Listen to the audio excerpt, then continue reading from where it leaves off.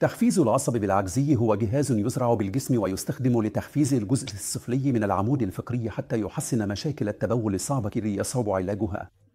الغريب بالأمر هو يشتغل للمرضى اللي عندهم مشاكل بالتحكم بالبول، وأيضا يشتغل للمرضى اللي عندهم صعوبة بإخراج البول.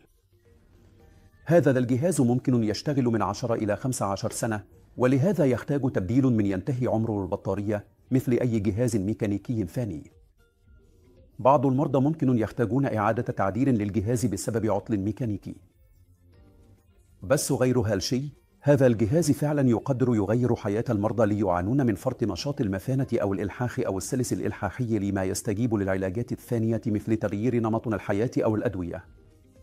وبعكس حقن البوتوكس، من فوائد تحفيز العصب العجزي إنه ممكن يحسن صعوبة التبول أيضا حتى للمرضى اللي عندهم ضعف بالمثانة أو اللي نسميه احتباس البول غير الانسدادي.